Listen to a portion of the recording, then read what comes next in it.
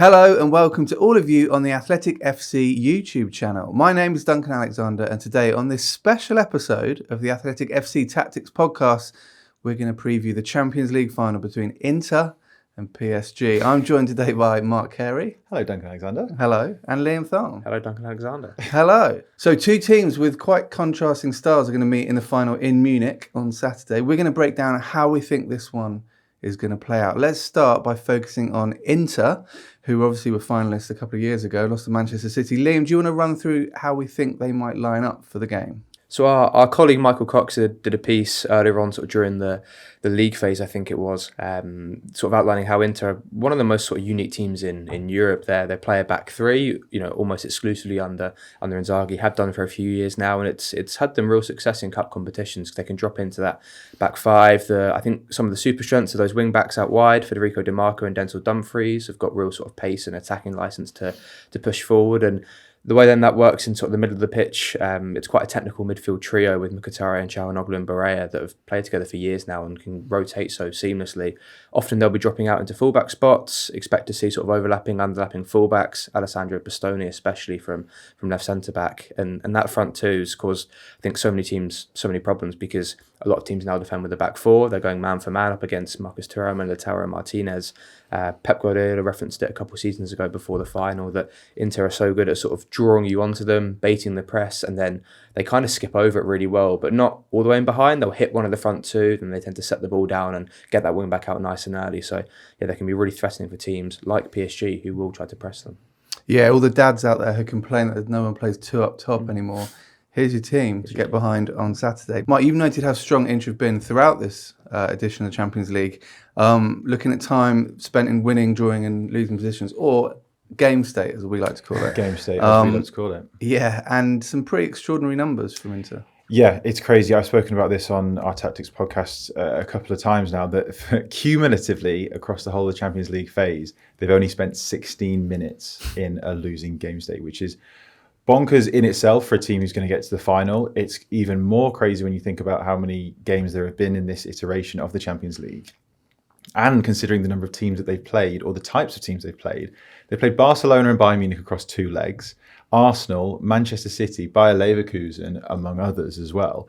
So the context of all of that added together is just crazy. Just 1% of the time that they spent in a losing game state, which among the last 16, the nearest to them is Borussia Dortmund, which surprised me a little bit considering Dortmund went out earlier on in the knockout phase, and the nearest to them is 13%. So it's not even close when you think about it like that. But I think as much as anything, sort of tactically, their ability to then be able to implement the style that Liam referred to, if you're in at least a drawing game state, or of course in a winning game state, you can then, fulfill and activate those tactical ideas when you're sort of in a position of comfort or position of strength. So they're able to stay compact in that 5-3-2 out of possession, spring forward when they need to, like Liam mentioned with the two up front, and just the sort of the general experience that they have in the squad to be able to be calm in that sort of drawing game state as well.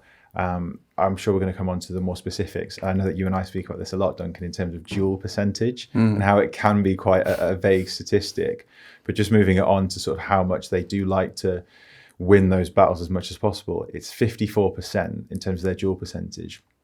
That's better than any team who have played 5 or more games in the Champions League. So it is just thinking about their ability to, as I say, implement the style that they want to, be a little bit frustrating to the opposition at times, and sort of win headers, win second balls, and bring themselves upfield. It seems like they've got a really clear way of playing, and they're able to do it because more often than not, they're not in a losing game state. Yeah, I mean, the final's been played in Germany as well, the home of duels as a metric. So something for the locals to look out for in the game. Liam, obviously all those things there, including their experience. Is there anything else that you kind of put their almost supernatural ability to manage games down to? Yeah, I really don't think we should underrate at all the importance of experience, particularly in the big games, individually as much as collectively. It's a team that's changed a little bit since the last Champions League final a couple of seasons ago. Romelu Lukaku and Dzeko were striker options at the time that aren't at the club anymore. Andre Onana was at Inter, was really good that season, is obviously now not quite hit the same heights at Manchester United. So it's changed a bit, but the core of the squad is largely the same. I think that really, really matters. They've had 7 cup finals under Inzaghi. They've won 5 of them, so they've got a really good return. Admittedly, I think they'd won the first 4 under him, and then lost a couple more recently, including to Milan in the Italian Cup this season. So some issues there. They kind of had a reputation for being the king of the cups, I think, for a while in Italy, and have obviously progressed more in the league. But tactically, one thing that really stands out, and Mark and I were going through some of the video of them the other day, just how good they are at either having the ball for long periods or being without the ball for long periods, and actually keeping games, I think, a bit more low intensity and a bit less chaotic than some other teams might do. I think Barcelona was a great contrast to that. The actual number of possessions, so this is the total number of times they have the ball for a long sequence, not the percentage number people often see. It's below the average in the Champions League this season, so they're really good at saying, if an opposition team has the ball, as Mark mentioned, drop back, sit in. They're not too aggressive. They're not always trying to force a turnover. Their proportion of sort of midfield third tackles compared to PSG is quite hilarious to look at. They've had 46 in the Champions League this season, and PSG are one of the top teams with 119. So, Inter are very content to sit back an awful lot more and be a bit more pragmatic. And it helps, I think, also that they've scored 9 times in the opening half hour of matches that this season in the Champions League, only conceded once. So it does then set them up to play that way. And by comparison, actually, PSG have started really fast in some of their games that we'll come on to. So that that's an area where they might need to do that. Otherwise, Inter might get control of the game. Yeah, it's a cliche, isn't it, to sort of say the first 10 minutes are going to be key in a game. But I think it really will set the tone of this match, depending who starts better. I mean, there's loads of contrast between the two sides, in terms of formation, in terms of the way they construct play, the way, how much they like to attack. But age profile is another big contrast. Do you want to compare and contrast, Mark? Yeah, well, I'll start with Inter, that they do have the oldest average squad age in the Champions League this year. And I think it's interesting to talk about their squad in general, and the tweaks that they make across the squad from European football to domestic football as well. And I looked at, well, as much as anything, looked at the total changes that they made in Serie A this season, which I think is interesting considering how far they've gone in terms of the title race and being able to compete in Europe as well. They've made 119 total changes in Serie A, and they've only been unchanged twice. So they do like to keep it fresh and make sure that they are rotating their squad sort of healthily. And just to bring it back to Serie A very briefly, that by way of comparison, their title challenges in terms of Napoli have made total changes of just 47 across the whole season, which is comfortably the lowest at the time of recording. So I think comparing and contrasting that is interesting as well. And the changes that they make in terms of the squad management, I think is interesting in terms of the wing backs. Obviously, for the final, we'd expect DiMarco and Dumfries to be the ones to start. But Carlos Augusto and Matteo Darmian have played a healthy chunk of minutes this season as well. And Darmian is able to play as a right centre-back at times. He's able to play on the left-hand side as well, but I think he came on against Barcelona in the second leg and filled in at right centre-back brilliantly as well. So they've got a bit of variation in that regard as well. And the centre-backs, Liam mentioned how settled they are as a side through the spine of the team, but they've got De Vrij, Bisek, Pavard, Acerbi and Bastoni all to kind of rotate, all fantastic centre-backs that they can rotate with. It's likely that it will be the 3 that we mentioned earlier who will be starting at centre-back, but they have got players who can easily slot in. And then you think about the changes that they've made in the game as well. Fratesi obviously coming on and scoring. They've got a really good balance in the squad, and there's no real drop-off in quality when things change. But in terms of the squad minutes overall, again, just looking at it in terms of Serie A, there's only been 2 players who have played more than 75% of the available minutes, one of them being Yann Sommer. So only one outfield, and that's Lautaro Martinez. So I think they are, Inzaghi is able to rotate and manage the squad really well. They've got a few players over 30. As I mentioned at the start, they've got a lot of players who are, or the average age of the squad is on the older side, but they do have a lot of players who are in their peak years. So you could argue that they're just ready to win now, and they are hoovering up trophies in recent years. So they're just in a position that they know that they can sort of go on and win trophies rather than PSG. But PSG, if they were to maybe lose this final, you can see the ability and the age of the squad that they'll sort of come again.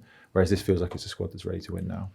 Yeah, so if Inter are sort of rotations and experience, PSG are not that. Is that right, Liam?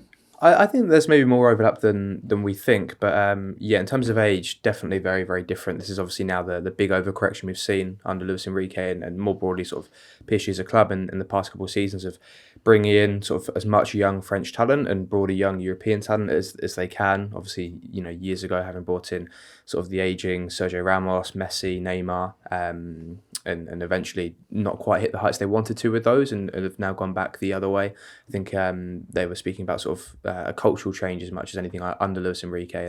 And you see that this season, they've managed Liga really well with the Champions League. And I think it's often a bit of a cliche that they kind of, you could almost give them the title on match day one because it's never really that competitive. But even by PSG standards, they've been even more dominant than previous seasons before. They actually won this title without losing a game, have lost a couple since winning it, but I believe that was the first time any team has won Ligue 1 without actually losing.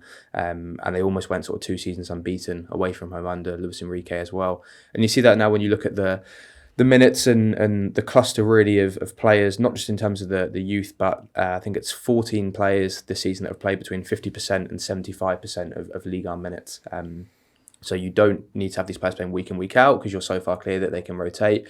They've had the luxury where actually the leagues tried to help them out a bit and reduce from 20 to 18 teams. I believe they had it again this season as they did last year, where in the deeper knockout rounds they actually had games postponed between European match days. So they had a bit more sort of extra time to rest. And you think maybe they don't actually need, as Mark was saying, with Inter being an older team, they might actually benefit or need the rest a bit more. You might think this team, if they're a bit younger, a bit hungrier, can sort of go again. But as there's a great visit we've got that sort of actually encapsulates the age up against the percentage of minutes played, and often you see a bit more of a spread of players that are playing almost all the time, almost never, and then the real mix of ages. But here it's just one sort of big cluster, and can almost chop off half the viz, and you still keep all the PSG players on there. I always find this quite interesting in terms of the age profile of 2 teams, especially in the final, because you can reverse engineer the narrative accordingly. Yeah. So if PSG were to win, you can say it's their youthful exuberance. If they were to lose, it's a naivety. Yeah, exactly. And with Inter, if they win, it's experience. If they lose, it's because they're an aging squad. So I think you can obviously reverse engineer the narrative accordingly. Of course, the run into the final as well, with PSG having wrapped up the title early and Inter having to go all the way to the end of the season. I don't know which is better to sort of make sure that you're still on task and making sure that you're right at the edge all the way up to the final, or being able to rest and be able to stay as fresh as you can going to the final. I don't think there is a right or wrong way, but however it then transpires, you can reverse engineer the narrative, as I say. Mark's spot on, because I wrote a piece back in December when PSG had won one of their 5 league phase games, and we're genuinely looking at risks of going out, saying, hypothetically, is this PSG team sort of too young or too inexperienced? And when I added up the number of combined European appearances, they actually were on a threshold of, I'd found someone had done some research on sort of the golden kind of level at which teams have got enough experience collectively, and I think it's about 650 sort of appearances.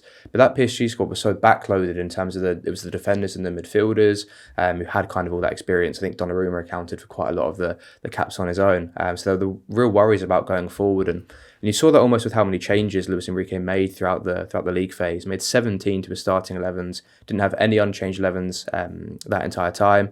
And since in the knockout, he's made 9 changes in 8 games and never more than twice. And that's included the fact that Kvaratskhelia come in the winter window and been an extra option there. And a lot of that really has just sort of been him switching his wingers. The midfield and the defence has been really consistent. There was one game where I think Marquinhos was suspended and they had to make a change. But, you see he's found a way to make those tweaks and build on the team. And is, I suppose, in a similar to Inter now, actually found quite a settled 11.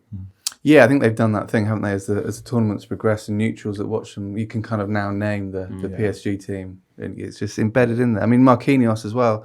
I think he's the only one left from their defeat in 2020 against Bayern. Him and Presnel Kimpembe, but Kimpembe's had quite long-standing injury issues, I think, so very much sort of a squad player. But you can even go back to, I was looking earlier at the first Champions League 11 that Luis Enrique had at PSG, and that was not even 2 years ago now, and I think 6 of the starting 11 aren't there or don't play anymore. So even, over that short period of time, there's been so much change. Going back to Inter, Mark, let's kind of look at how they like to build attacks. We saw how effective Denzel Dumfries was in both legs against Barcelona.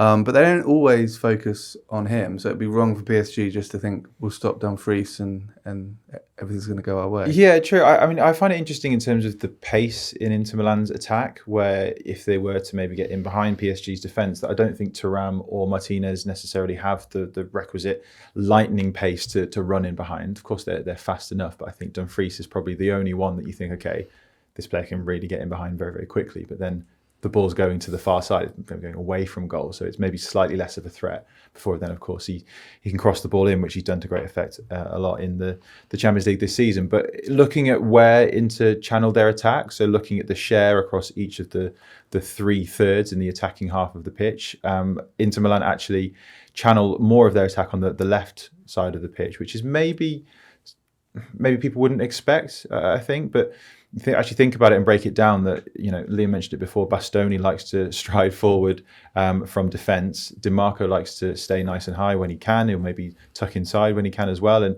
Mkhitaryan will stay on that side, and those three will often link up. And it's maybe the case of them, what we, in tactical terms, I suppose Liam would say, bait and switch. So they might try to build up on that side, try and then make sure that Dumfries is isolated on that far side for a crossfield pass, or maybe a cross to the back post, and he's so good in the air as well. So I think it actually does make sense when you look at it in terms of being a little bit more skewed towards the left-hand side, to probably make more space and more room on the right-hand side for Dumfries. And then Barella really likes to underlap at times, and he's really good in terms of his off-ball runs, as well as, of course, his on-ball quality as well. So I think it does make sense that there's more of a skew towards the left-hand side, in order to make space for the right-hand side.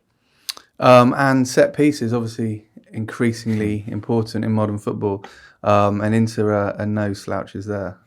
Yeah, looking at the numbers, it is remarkable. So they've scored 9.5 goals per 100 corners, and we do this intentionally to try and account for opportunity, so that everyone has an equal weighting there. That is comfortably the highest of any team to play 5 or more games in the Champions League this season, and I think it's been covered on site. I think Ahmed Walid has covered this on site, as we often reference our colleague who's done some fantastic tactical work about Inter, I think both in the league and Champions League. But you break it down, and Dumfries, as I just mentioned, is really strong in the air. Bisset coming forward for set pieces, and Marcus Thuram, they've all scored more than once in both the league and Europe, from corners at least. And the set piece threat, we saw it in the Barcelona game as recently as then, in the Bayern Munich game as well, of course, that it's been really important in these knockout phases for Inter. And one final thing I'd like to say is just how sort of different it is depending on the side of the pitch that they take the corners from.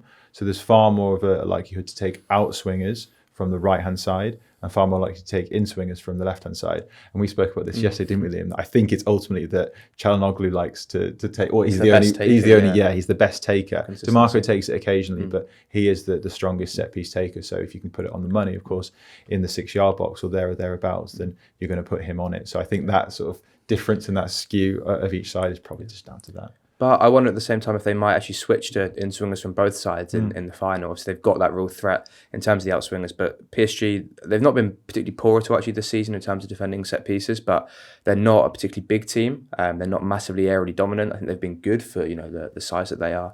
But I think about Gianluigi Donnarumma especially, where for a really big keeper, he's not very commanding of his box. His shot stopping is perhaps the best of any keeper in Europe right now, and has been in these knockout rounds. He's made sort of really big saves, but isn't really one that comes out and tends to catch things or punch balls in either. So I wonder if that might have the opportunity then to get someone on top of him, a bit like we were seeing with sort of Dumfries, and I think it was the first goal he scored against Barca, where he's almost the second phase player or there for a flick on. And when you've got 3 centre backs, as Inter often do, you've got the quality from your midfielders and again 2 strikers plus maybe a wing back or 2. That's suddenly 5, 6, 7 really good options that I think is really hard to defend. Yeah, we saw that in the second leg of PSG Arsenal, didn't we? The first sort of 10-15 minutes, Arsenal were just piling long throws into the box like it was the early 90s. It was, and it nearly worked. PSG, they did kind of manage it. And Bastoni has the ability to play those long throws as well. So if that was to be a tactic to learn from with Arsenal, you might see it again in the final. Mark, we kind of touched on how Inter set up. Obviously, they do like to sit deep and counter, which probably quite handy against this PSG team. But what does the data say about the sort of the height line of defensive line and number of fast breaks? Yeah, I think this is quite interesting. I think so. To answer your first question, they are among the lowest of the teams to who made the last 16. We've got a nice viz that shows that they are the fifth lowest. Their average defensive line, which we use as a proxy based on the offside, like the average offside line provokes, and it's 24.8 meters on average, which, as I say, is the fifth lowest. Which, it's not the lowest among all the teams, but I think it's because they do have a bit of variety in the way that they can sometimes push up and be a bit aggressive. Sometimes they can be more comfortable sitting off. I suspect that they'll probably implement a similar style out of possession in the final to how they did against Barcelona, which Liam mentioned is just very disciplined in that 5-3-2 and making sure that they're just shuffling from left to right. So I imagine the defensive line will be quite deep in that regard. But looking at metrics as well, like field tilt, so the share of touches in the respective attacking thirds, their average across the Champions League this season is 37%, which is among the lowest, like right down there among the lowest of any side who played in the competition this season, which is interesting, but also just shows that they are happy and comfortable in that position, which is why I think this final is really interesting. We say a lot about styles make fights, that PSG will probably take the game to Inter more, but Inter are happy to soak up the pressure in that regard. So I think that's hugely interesting. The second, from the direct attack perspective, kind of alludes to what I was saying before, and I don't think Thuram and Martinez are necessarily the type to spring forward. And I looked at the numbers of their number of direct attacks per 90 minutes this season as a proxy for counter-attacking play, and they're equally among the lowest for that. So it's not like they sit really deep to spring forward really fast and at in high frequency. They'll they'll try and build forward in a more considered manner than necessarily spring forward at a huge pace. Yeah, I think they're a great example of a team that score goals that tend to catch people out. So I think recently the FA Cup final goal that Palace scored against Manchester City, where people quickly called that a counter-attack because it looks like a kind of vertical flowing move, but really they score a lot of similar goals. I think back to, I believe it was Martinez's first one, or Lautaro's first one, against Bayern Munich, where they can sort of draw a team onto them, play them behind, release the wing back, and that's where they can often be a threat when fullbacks are jumping upfield or sort of get caught, and they can release that wing back because they tend to have the cover of a midfielder or a centre back where they can go and won't always be out of position. So I think people might see the goal and go, oh, that looks like a kind of counter-attacking move, because it kind of operates in a similar way and exploits space in that way. And that's a real strength, I should say, as well. It's not like a criticism. That's something that's really good, because they get those chances where there aren't defenders around or organised opposition defences. And I think their best strength often is they score the kind of goals that they never really concede because of how compact they can be and how strong they can be defensively. I think the one vulnerability, and Mark kind of touched on it in terms of how deep they can sit, is when opposition teams can kind of commit that extra defender. Kind of a coach wants to describe it to him as a bonus back, and I've kind of just stolen the phrase ever since. I think it sounds great, of that sort of left back, right back, or a wing back sort of crashing in. We saw it with the Barca goal, where sort of the wingers crossing or the fullbacks crossing to the other one. Inter have faced, I think it's 20 crosses, more than 20 crosses, per game this season in the Champions League, which is comfortably the most of any team in the knockouts, and partially has a game state factor we have to consider of not being behind in games so they can sit deep. But from comparison, PSG are at less than 14 a game that they're facing. So it's a real different approach to defending. And I think that actually is one area where, PSG aren't a great crossing team, but we'll come on to it and how good they can be sort of in cutbacks, where, if they can get Nuno Mendes left back and Achraf Hakimi the right back crashing in, I think they actually might be the more likely goal scorers, a la Rodri was in the Champions League final when City did beat Inter. Well, it's interesting you mentioned that final, because I think a lot of people coming into that final thought City were just going to comfortably win, and they didn't. And I think that was, testament to Inter's tactics, but also kind of describes how the Champions League finals are. I mean, we haven't seen both teams score in a final since 2018. Wow. So the first goal is massive in Champions League final. First goal wins. Yeah, it could be that again. I mean, we've had 4 1-0s in the last 5 finals. I wouldn't be 2-0, yeah. Yeah, so I wouldn't be surprised to see another 1-0 in this. But so that's Inter. Let's switch our attention to Paris Saint-Germain now, arguably the standout team in the competition this season, for neutrals anyway, and me. I guess I'm neutral. But if we focus on the team that beat and upset Arsenal in the semi-finals, how did they do it?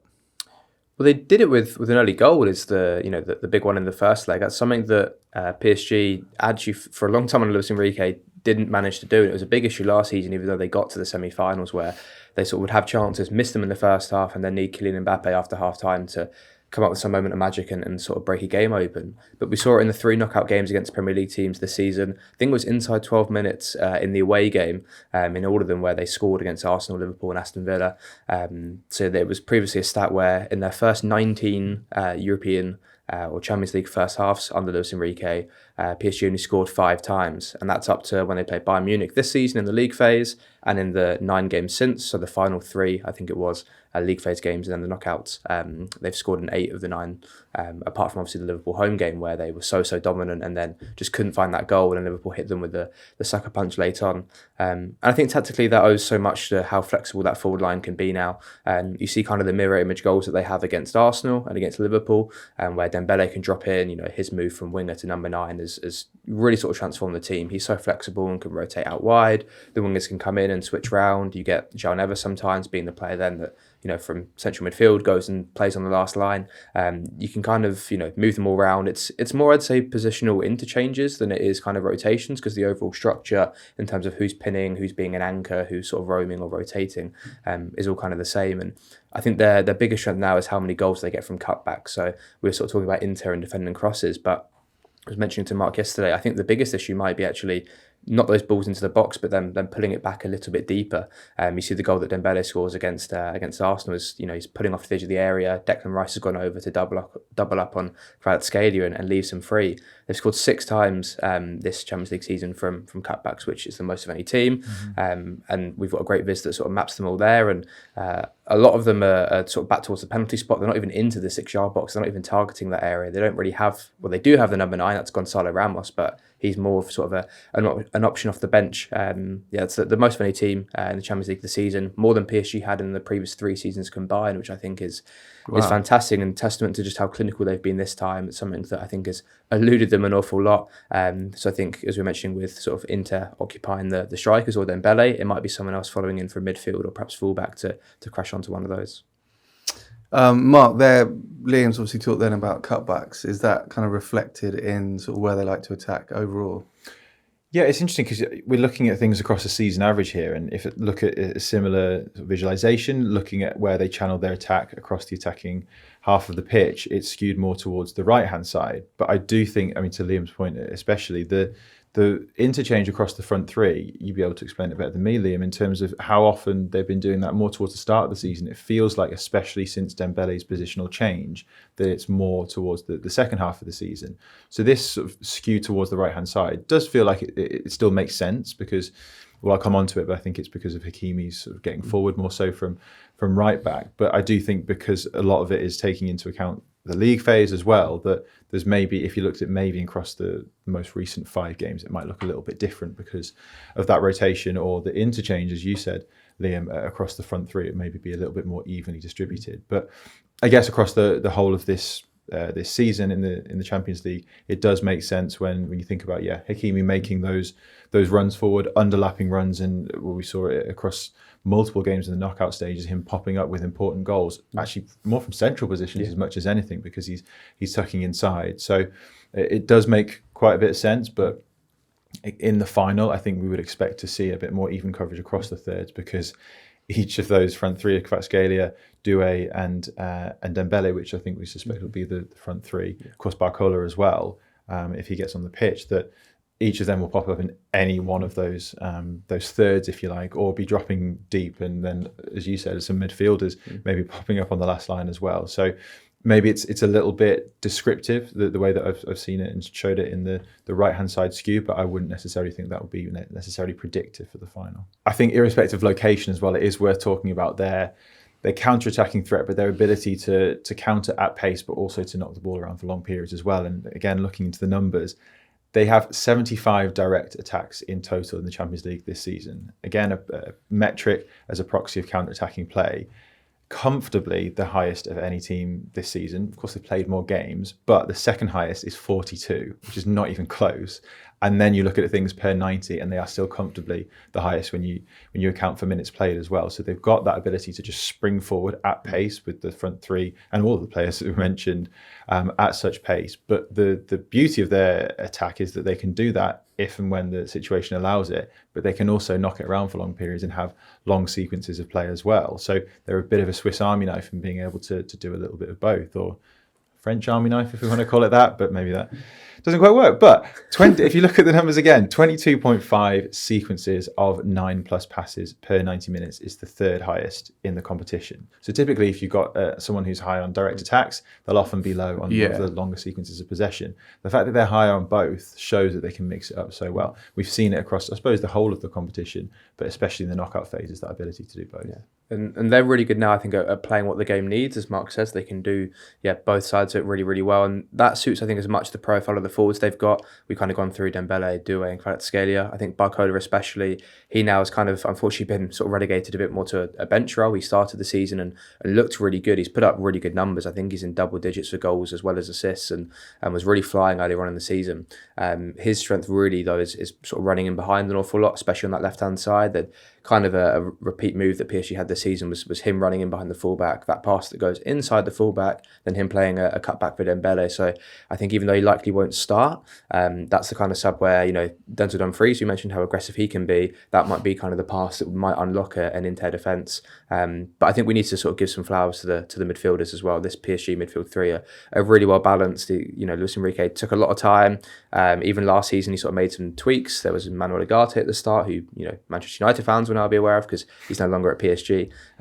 But Fabio Ruiz, I think, when he came in last season and through to now, people made a big deal about him scoring sort of his first, I think it was Champions League goal in the second leg against Arsenal. But he's really been the glue in that midfield. He sort of brings the physicality. He's a really good technician. He's left-footed as well, which I think adds a little bit more balance. And he really sort of brings out the best of Vitinha and João Neves, who are great in terms of being, so I think aggressive and tenacious and sort of scrappy in midfield. They seem to press teams into all kinds of issues, and they force so many turnovers, which is to Mark's point about, in order to get those counter-attacking opportunities, you've got to win the ball first off a team who have kind of got sort of settled possession. And there's been some great moments. I think both John McGinn and Phil Foden have had moments when they played in Paris this season where they've kind of got the ball on the half turn against the press and just been, had 2 or 3 PSG players swarm them instantly and foul them. So they're good at being scrappy. They're definitely not a team that, for the possession they have, they're not too nice by any means. Yeah, I think that's the really interesting thing about them, isn't it? I mean, we live in an age when a lot of people are saying that some football teams are too passive or too controlled, and you watch PSG and their intensity is just off the charts. I mean, I think obviously they beat Liverpool, then Villa, and then Arsenal in the successive rounds, which Premier League fans were probably thought they'd come unstuck in one of those games at least. But do you want to talk us through their actual press, Liam? Because it is pretty interesting. Yeah, no, it's something I've really enjoyed this season. It's for a long time we associated PSG with a team that weren't really aggressive enough defensively, and they kind of looked a bit awkward to watch in knockout rounds and round of 16 games a couple of years ago where they were behind and didn't really have the intensity, and you're just going to sit there and watch yourself get knocked out. But they've been really aggressive this season. They kind of started quite man-to-man actually, and worked really well. It was a blueprint that worked for them in Ligue 1, where actually I think teams can be a bit more aggressive against them and try and be a bit more elaborate in their playing out than people perhaps realise.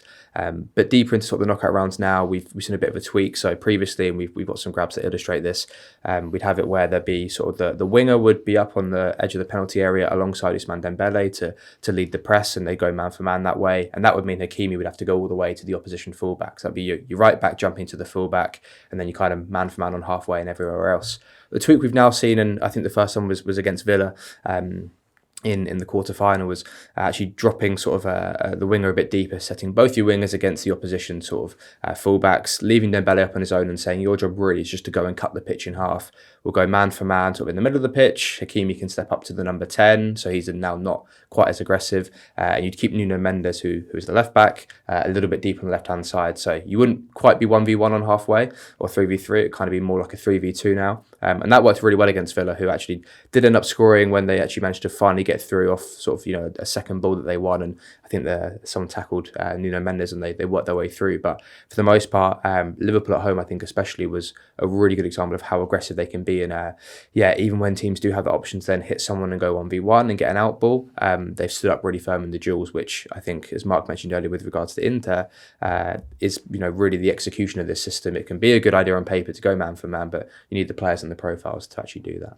Yeah, you need the bravery as well to do it. And I guess we've touched on this already, is that sometimes that bravery does desert teams in showpiece finals, but it doesn't feel like this PSG team will do that. But we'll find out. I mean, anyone, as we've just said there, who's watched the games can see that, Mark, but can we reflect that in the raw data as well? In the numbers, yeah. I'll refer to PPDA here as a metric, passes per defensive action, which, a metric many people will be aware of, looking at pressing intensity quite simply. And we've done it across a rolling average going back to the 2018-19 season for PSG in the Champions League. And I guess the short summary here is that since Luis Enrique has come in at the start of last season, there was a notable uptick in their intensity, their pressing intensity off the ball. As much as anything, it's just been sustained this season, which, Liam, I know you've spoken about this before as well, in terms of the comparison versus Christophe Galtier, Mauricio Pochettino as well. It was kind of up and down, if not going on a bit of a downward spiral in terms of their pressing intensity, probably because of the personnel and the players that they had to choose from and their lack of defensive discipline or defensive desire at times. But now he's got the players. I mean, Liam has illustrated it really well, but he's got the players to buy into it and to execute it really well. So the short answer is there's been a real uptick in their defensive intensity, and it's been sustained across this season. We should point out really on that viz that how unusual it is for it to be that level, because even the best pressing teams will have games where they sit off, but PSG's commitment to doing it is pretty stark. Really consistent. Yeah. And I mean, again, partly game state in some of the earlier ones where they were behind, but I think, you see how quickly Luis Enrique coached them into a pressing team. There's a great clip from the knockout rounds last season when they played Barcelona and Kylian Mbappe was then still at the club, and, he's in a one-to-one meeting, Luis Enrique with Mbappe, showing a video and imploring him, almost, partly sort of demanding and partly almost begging of, like, you need to press and, step to Kabasi and be a leader, take the team with you. And I think in that regard, a lot has been made about sort of PSG and not having as many of the superstars anymore, which I think is maybe a little harsh and reductive in some sense, because there's some real talent in there and players that will, either go on to achieve big things there or fetch big fees. But I get that there are players earlier on in their career that don't have the accolades that Messi, Neymar, Ramos, etc. did when they came. I think actually Mbappe's departure just helped them a lot there, because he just never really pressed. It's an issue France still have now as a national team, where he doesn't contribute defensively. He probably makes up for it with his goals, but maybe not makes up for it in a Luis Enrique system where you want the team to press so high and be so aggressive. Okay, so we've talked obviously about the myriad attackers and midfielders in both teams and the ways that they can score, but there's going to be two men trying to stop them scoring. Men with gloves on, Gianluigi Donnarumma and Yann Sommer, who are 10 years apart in age. Although it kind of doesn't feel like that somehow, but that's by the by. Should we talk through how they've been pivotal so far this season? Yeah, I think as much as anything, it's interesting for all that we want to talk about tactics and systems, goalkeepers are a clear example of this, that finals and knockout stages does come down to individuals. And when you're forced into a save at times, then the individuals, in terms of goalkeepers, are the ones who are spoken about quite a lot. And looking into, the numbers on it, of course, at this sort of level of competition, the samples in all of these are quite small. So it's a bit tricky to be too reliable in this regard, but it's still valid to say that Yann Sommer has prevented just over 5 goals in terms of the quality of the shot that he's faced versus the reality of how many goals he's actually conceded. And we've spoken widely about how Inter Milan's defensive record has been so strong, kind of pre-Barcelona game, if you like. But to save 5.2 goals is the exact number above expectation across the course of a Champions League campaign, which isn't that long, is hugely important and really quite significant when you think about 5 goals that could have been and how much the game could have easily swung, especially in that Barcelona game, especially in the second leg. There were so many examples from Lamine Yamal. There was the Eric Garcia chance as well, if I recall, that could have just meant that Inter Milan are out of the competition, easily there. So he's been crucial in that regard. And it made me think about, you mentioned Andre Onana before in terms of a couple of seasons ago, how he had, I think, a really good, strong shot-stopping season. And that got them all the way through to, well, not that alone, but that was crucial in getting them to the final as well. So if you've got a goalkeeper who's able to just perform above expectation in a small sample, obviously absolutely shake hands on that. And obviously it's done them well to this point. I think you'll probably be able to speak better on Donnarumma, Liam, sure. But he's had some crucial saves as well against, I'm thinking of Aston Villa, but also some crucial ones against Arsenal as well. Yeah, penalty saves against Liverpool in the shootout as well. His penalty record's pretty good. I think he's, this is excluding shootout penalties, I think he's saved about 1 in 4 in his career, and obviously has done it, against England at Wembley and big stages in finals before. He's a funny example because, as we mentioned earlier on, He's been a bit of an issue sometimes with his kicking, not always been the right goalkeeper for that system. They have actually brought in sort of backup goalkeepers, and I think he's been dropped a couple of times and suffered a really horrible injury earlier on, right at the start of the calendar year against Monaco. So, the fact that he's fully fit and recovered from that and has found some of his best form is quite fantastic. And Arteta brought it up, didn't he, after the semi-final, saying, on a different day, you think the keeper won't always make those saves, and that's why he's ultimately in there. Yeah, the one from Odegaard particularly was, I mean, it would have broken my arm, but he was fine. Well, he had a slight sore shoulder for 5 minutes. I mean, obviously goalkeepers are there to stop shots, but Yann Sommer in particular is good with the ball at his feet, and pretty key to how Inter build up. Yeah, I think so. We mentioned earlier on about the moves where, sort of dropping it into the strikers, finding a central midfielder and then popping out to the wing back. That needs a keeper that, has the comfort to step forward with the ball, to, play a range of passes. Sometimes it's on the floor, sometimes it's, dinked in or clipped all the way in behind. A big part as well because almost that central centre-back tends to push up so high and so aggressive sometimes that, there are a few times where he has some maybe heart-in-mouth moments of turning away from a defender or being a little bit cool. But that's his style, I think. He's done that, for so long now. Not quite the biggest of keepers or the most dominant compared to perhaps Donnarumma, and I think fortunately doesn't need to be so box dominant because he's got 3 centre-backs plus, the 5-3-2. And a great stat that I saw, I can't remember who flagged it on social media before, but I think he could be on the verge of doing an iconic double if he wins the Champions League, of winning the UEFA Champions League and the Liechtenstein Cup. There can't be too many players that would have won the same in their, the famous double. Can't be too many players that would have won both those in their career. You'll never sing that. No. Okay, well, I think all this discussion promises and looks forward to what should be a pretty amazing final. One for the purists and the casuals alike. But how's it going to go? I think it's time for some predictions. Well, I'm just going to defer to the numbers yet again, true to type. We've got a simulated match prediction model that I built a few months ago now, and I'm going to defer to that and say that the most likely scoreline predicted is PSG to win 2-1. In terms of the overall likelihood of a PSG win, we've got 53% per this model, 27% for Inter, which isn't too out of whack with what I think maybe actually will occur. I don't think that's an outrageous scoreline to predict. From Inter 1-0 up, a PSG comeback? 2-1 to PSG for me. I mean, that would mean both teams have scored, which would lead to wild celebrations amongst in the Alexander household. Yeah, me, basically. What about you, Liam? No, I think 2-1's a fair. I mean, it's difficult, right? In the sense that there's probably about 3 or 4 scorelines any game often is likely to be, isn't it? Yeah. Apart from the Barca 3-3 Inter game that no one's predicting. That if I say 1-0, I've got pretty good chance of being correct. But I think PSG.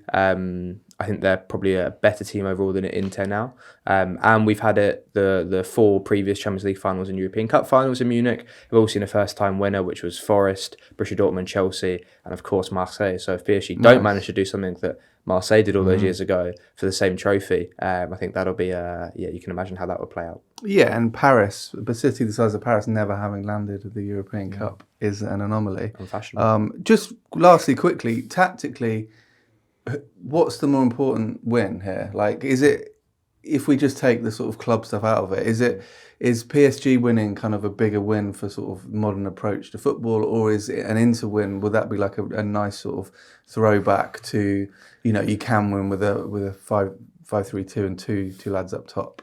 Yeah, I don't want to say a bit of both, but it feels like a bit of both for me. Because Inter haven't had the budget that PSG have had to do a lot of signings on free transfers. It's probably a great way of saying how you can sustain a team at the top for so long. We spoke about all the cups they've won, how deep they, how many league titles they've won and have competed for. With an aging squad now that they are so tactically outlying, I think PSG are kind of, I think, especially now with it being almost a purer way than what they were doing previously with throwing big money at sort of superstars, where they're the way that I think a lot of teams or coaches want. That's like the ultimate, the philosophy coaches that want to see that Barcelona style, the high pressing where they're very, I think, different ends of the spectrum. But I think that Tuza and Mark Careyism is the style to make fights, right? It's why it's so good that I think as a tactico you can kind of come out as a winner on both ends of this. I was very pro Inter a couple of years ago, and now very pro PSG. So I feel a bit like I'm watching my two kids playing in the same final or something. No, I do agree. I think it just shows as much as anything that there is more than one way to win a game of football, and this is just a really nice way to showcase that in a final. Because if it were to be maybe a PSG and a peak Manchester City, then it's kind of a bit more of a head-to-head, toe-to-toe of similar styles. But to show that whoever comes out on top, that there's different approaches to try and win the game is refreshing, which I think is about a diplomatic answer I could possibly give. It's a victory for coaching, whoever wins, and we can all get behind that. That's it for today. A massive thank you to Liam and to Mark. If you want to hear more from them, do check out the Athletic FC Tactics podcast, wherever you get your podcasts from, for weekly deep dives into data and tactics. That's all for now. We'll catch you next time.